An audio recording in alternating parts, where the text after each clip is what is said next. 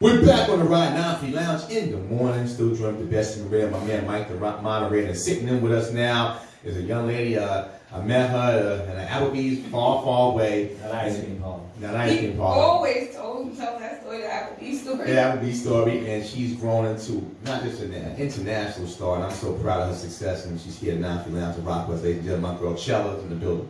All right. Hi guys. All right. I'm back. But Chella's sitting with us as well, but I got a guest here, bro, a talented artist all the way from Charleston, South Carolina. So he brings a lot of different flair of the South, the North. We're going to find what his artist style is and going to learn a little bit about him. Ladies and gentlemen, welcome to 9 Lounge, the super talented Mr. Justin Moultrie. What's going on, my brother? Oh, How you doing, man? Welcome to the show, man. And you know, for our video audience, they can see some of the paintings behind us and some of the things you do. But talk about being a painter, because I think, again, when we think of artists, especially with the novel community, you know, we think of obviously graffiti was the first American art form put together.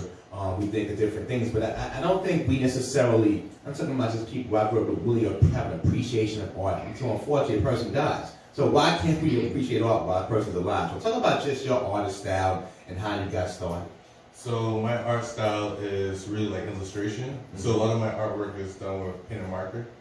So I don't really paint too much. I like to show that even if I'm a pen and marker type of artist, I could do bigger things, I could do different things. I like to add different concepts and maybe like glitter or something mixed inside the media, basically, to make it pop a little bit more. No doubt. Now, you're a self-taught artist. Yes. So I guess growing up, probably was a fan of TV or different things and just said, wow, I'm going to create those images into my own likeness. So talk about the first time you put something together that you said, you know what, I'm just going to draw this out. I got something interesting that I would like to ask. You can, Chella, but okay. Because of how he draws, I'm going in a direction. That's why I love you. But tell me the first time you picked up something. So growing up, you know, as a kid, everyone draws. So I started drawing a lot of cartoons I like to look at. Mm-hmm. Whether it be like Rugrats or Looney Tunes, anything like that. I used to draw it for kids in school, girls in my class, and stuff like that. So drawing was like the way you got into the honeys?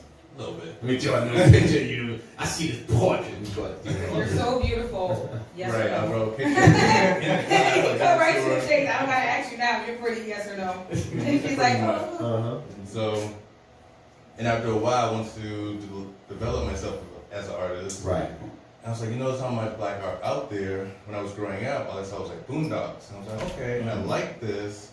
So I do want to incorporate the style and switch it up a little bit and have it, you know, a little bit more personal. Right. So right now, everything is pretty much sketchy looking, with it being like a comic looking style, kind of slash realism, kind of slash cartoon. I like to stay within that lane. Mm-hmm. So when you think of artists, like we take music artists, right? We've had a lot of music artists that have come here. They write or create. Some have to go into a zone. Some use circumstance of life, use muses. When you draw something, obviously growing up, cartoons you mentioned, but now as a drawer, you got this phenomenal piece of Biggie right over my right shoulder. But when you draw something, does it have to have an inspiration for you to put it to canvas? Like, what's the inspiration that starts to, wow, you know, I was on a train and somebody spilled coffee on me. Yeah. Now I want to draw something to that extent. Or is it just like, you know, I wake up in the morning and this film is drawn? Truly, sometimes it's both of that. Hip-hop is a big influence within my art, so I listen to a lot of hip-hop and I draw maybe lyrics that I might have thought of from it, or I like the women that they incorporate within the videos or within the whole hip-hop culture. So I like, with this one, like the grills and everything, this one is from 2 Chainz's Pretty Girls Like Trap Music. I want to show the pretty girls with the flowers and the trap with the gold grill and everything like that. So I like to kind of add a little bit of what I like and to show people what I see, basically. Yeah, that's definitely a lamb. So now, with the thing I was looking at, especially that picture right there, I saw that you did a lot of different shading. So how did you go about doing the shading on the flowers and the tone and textures of it? So throughout my years of just experimenting with different things, I've learned that maybe you could draw on top of different surfaces with different materials. So it's a bunch of layers with this one. I just cut out the lips and I was like, put some flowers behind it, and I want to add more depth within the grill texture. So let me get like a certain type of marker for that. Yeah, and then you got the grill is actually shining through the piece. What is something like that? Obviously, listen, I know you're a designer and this is a passion, but everything has a commerce value too. What was something like that you would sell a picture like that for, price wise? For this one, I would probably sell it for about 400. 400. And what about Biggie? Biggie, probably around the same price. Okay. With that I one, can't agree there. I'm gonna tell That's you, it, and I'm yeah. gonna tell you why. Mhm. You're doing your art show in Brooklyn.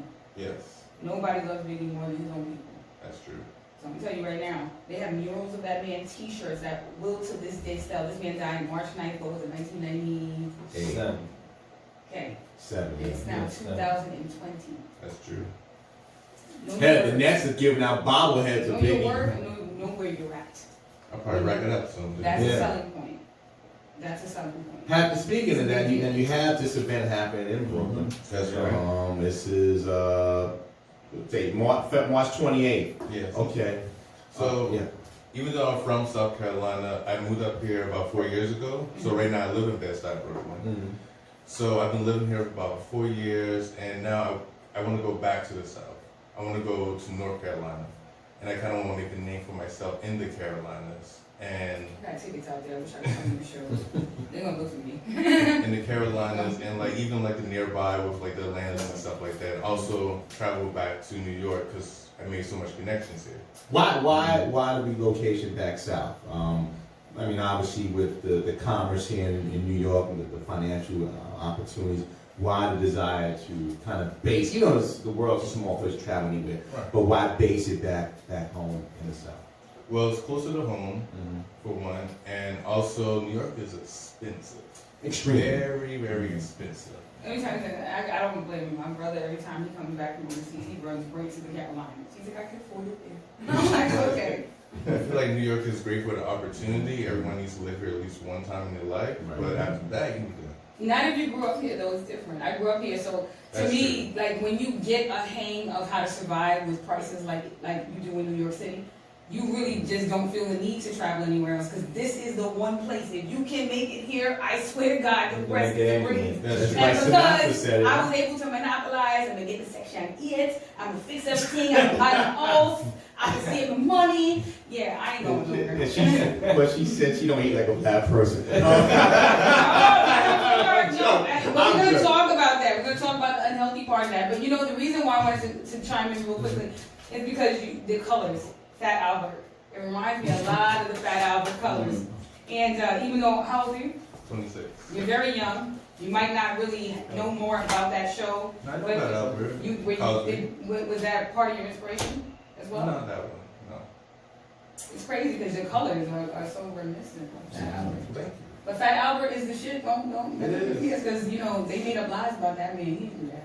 We're going to He ain't do that. I'm talking about my son though. He ain't do that. So now you just said that you looked at a lot of the cartoons and stuff back in the days. Did you ever look at a lot of the animations from like Japan, like anime? Yes, I love anime.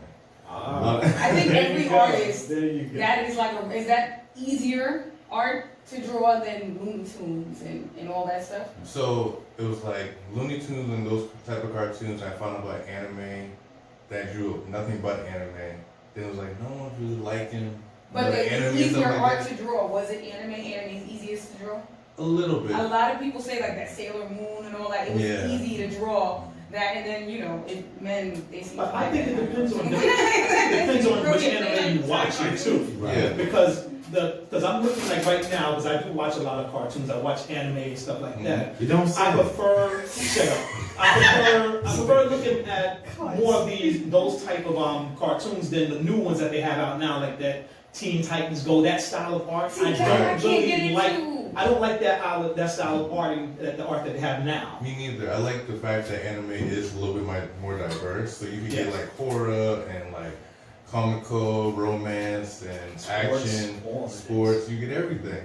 And you know what's so crazy? Like now, like I look for old cartoons to watch because I don't like new ones. I don't like how they make my eyes feel and everything. Like I grew up watching Cartoon Network, you know, Yeah. so like, you know, Pit Stop, shit like that. So I used to be sitting there in front of it, and once they started to change the technique of how cartoons were drawn, that's what drew me out of watching it. Because I came up watching, like when HBO had literally, it was just one cable channel. And then there was an alligator cartoon, that was their first cartoon, that was in the 80s.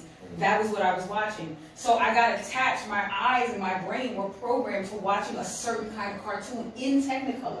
That when it came to watching new cartoons, I would change the channel. I can't watch it. Is it still You don't want to say black and white?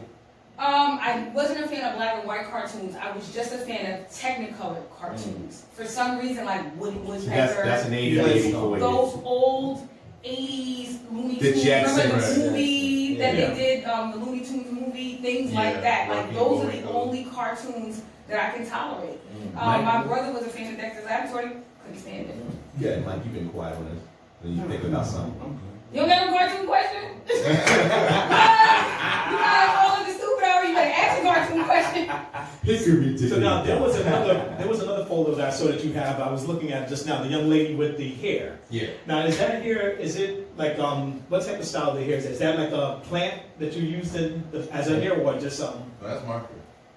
No, I'm talking about, is it like Oh. the No, I just wanted to do different colors because, you know, black girls just don't have black hair. They also like to be expressive and have different type of colors hairs and stuff like I that don't too. wear my goddamn hair because that shit is fucking hell. Look at that. So, It's beautiful in the picture, but it's not nice to walk around with. Like just. Shall I have you just experienced that? down here all the time. That's a bad hair day.